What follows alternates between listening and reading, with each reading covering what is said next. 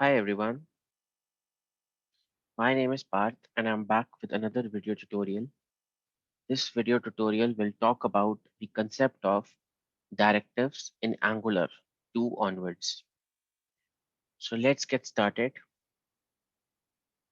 So we will be covering the following topics in this video tutorial. We will start with why do we need directive? What is the need of directive in Angular? Then we'll see or we'll define what is a directive. We'll see its different types available in Angular, some of the built-in directive examples we have in Angular, and we'll see how can we create a custom Angular directive.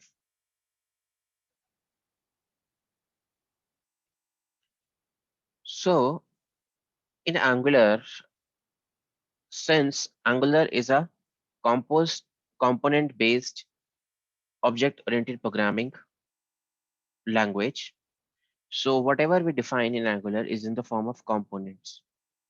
So when we are changing a code in, let's say, component one, and we have to use that component one, let's say, in another components as well, or we have to write similar logic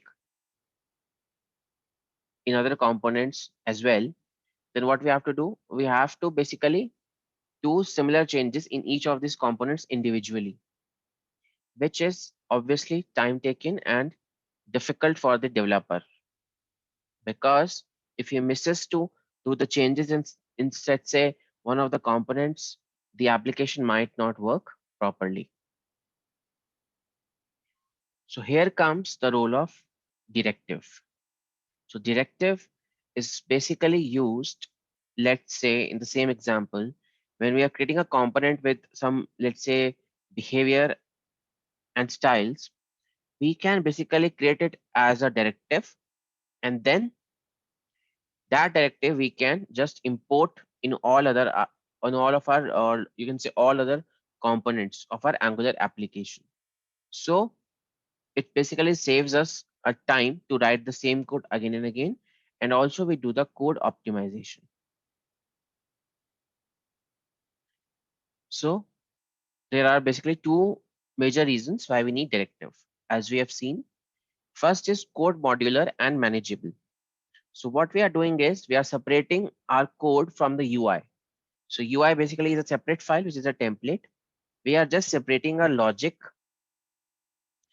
and that basically helps the developer to work on UI and application logic separately.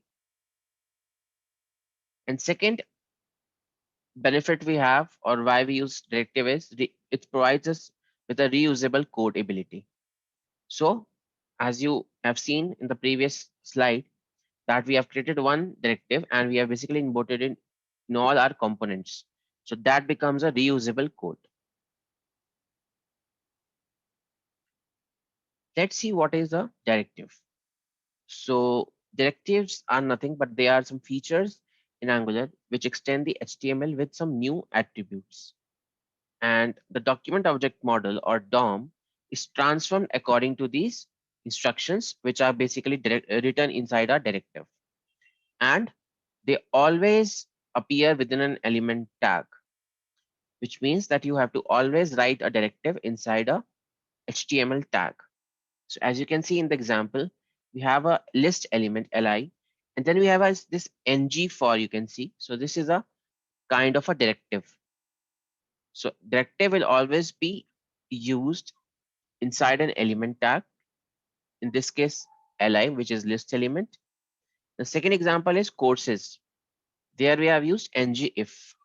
This is also an example of directive.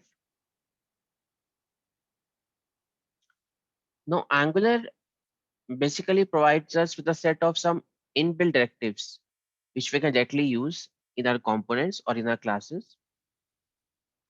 We also have the freedom to create our own custom directives using the add direct directive, as you can see in the right side in the example. So add direct directive is basically a decorator which is used to create a directive. And what is directive? Directive is nothing but a simple class. Now there are three types of directives provided by Angular: component directives, structural directives, and attribute directives. So component directives are those kind of directives which have a HTML with them, which have a HTML template associated with them. Next is structural directives.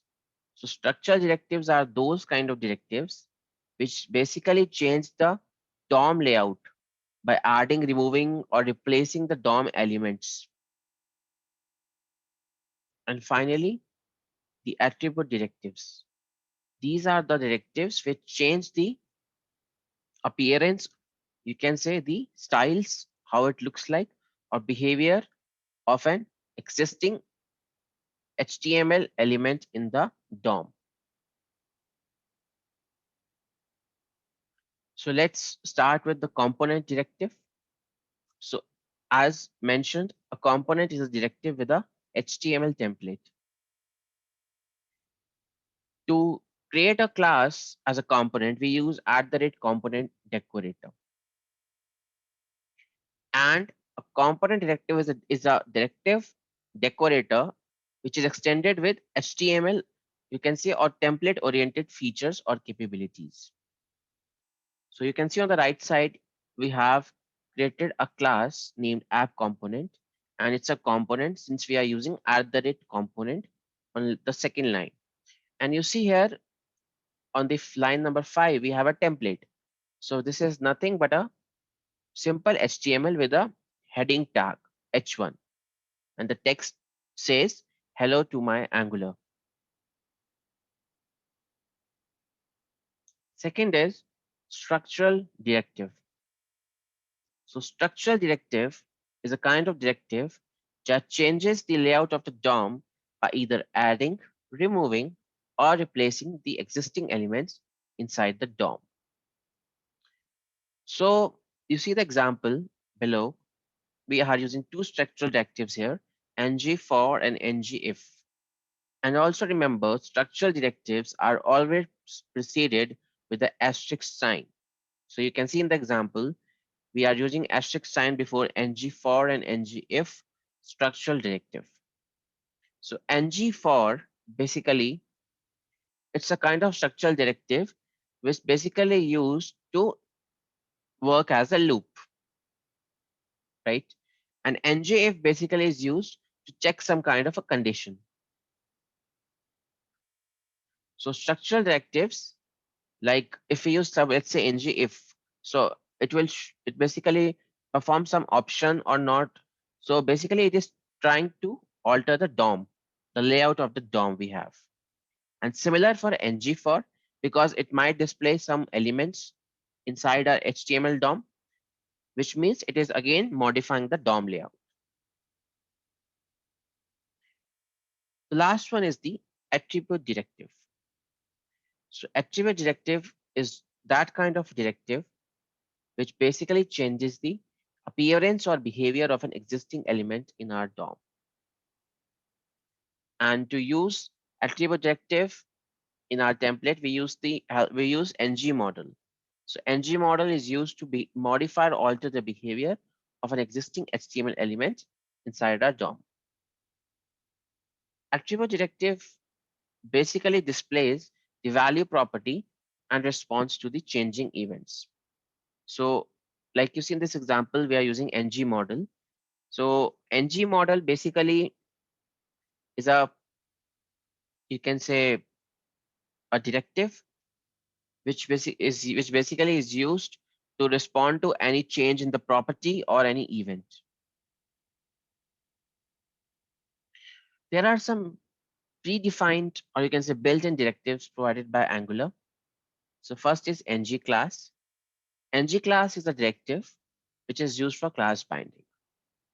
By class binding means we can add or remove several classes from our HTML element.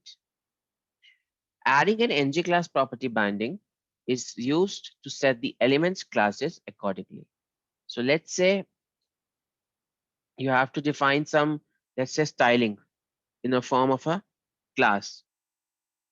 like we do in normal HTML.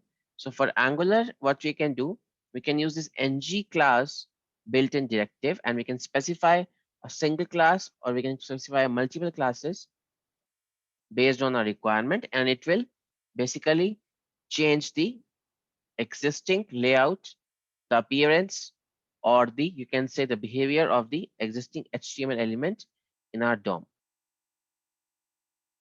Next comes ng style. So ng style is basically used with our CSS styling in our HTML template files. So basically these are used in style binding, and it's a better choice while setting many inline styles.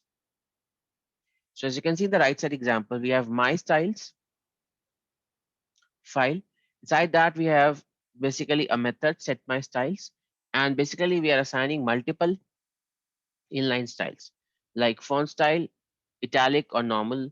For save, font size 24 pixel or 12 pixels, like if it's an update operation or not. And then on the down, you can see we are using that my styles file in the ng style attribute. So we are assigning that to the ng style attribute in our template, which is basically a div element. Next comes ng if. So it's basically used to add an element subtree to the DOM by building an ng if directive. So basically, if the condition is true, it will do some operation. If the condition is false, it will do some other operation. So when the evaluation here comes to a false, it basically removes the element subtree from the DOM. But if it's true, it adds the element subtree to the existing DOM layout. Also note that ngIf is not basically used for visibility in Angular. For that, we have different, we have ng-show and ng-hide. So visibility and ngIf are not the same in Angular. Next is ng-switch. So ng-switch is basically, you can say a cascaded if-else statements, a set of if-else statements in the form of element trees based on the condition. A switch always or basically returns a switch value every time. So ng switch is comprises of three things: ng switch, ng switch case, and ng switch default. So ng switch is basically the directive which is bound to an expression and returns the switch value. ng switch case basically is, you can say, a structural directive, because you can see an asterisk mark there, and it's basically used to bound an expression returning a match value. And ng switch default basically is a marker attribute for our default value inside a switch case. Next is ng-for.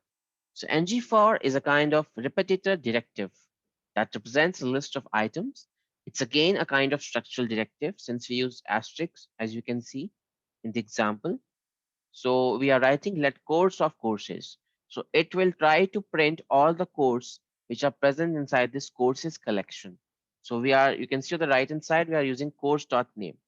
So it will print the course names for all the courses which is being iterated by using this ng-for structural directive. Lastly, as mentioned, we can also create our own custom directives in Angular. So how to do that? Let's see an example. So first of all, you can see we have an import statement. We are importing some things from our Angular core built-in library provided by the Angular to us.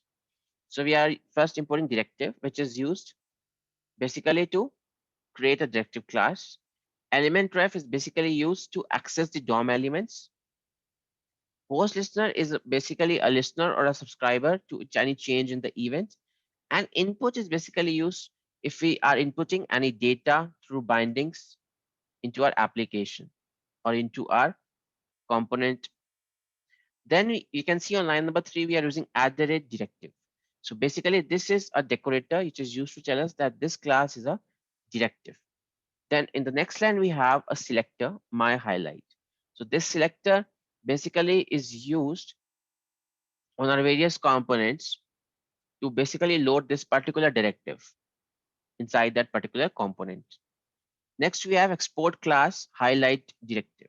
So we are creating a directive with a class with the name highlight directive, and directive is nothing but a simple class.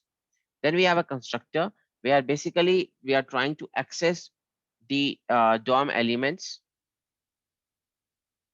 And then we have basically two subscribers on mouse enter and on mouse leave. And basically these are used to listen to the DOM elements, any changes or any events which occur in the DOM.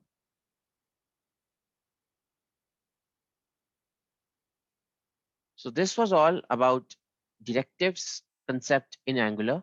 I hope you might have got a basic idea about how the directives are and what are the different types in Angular.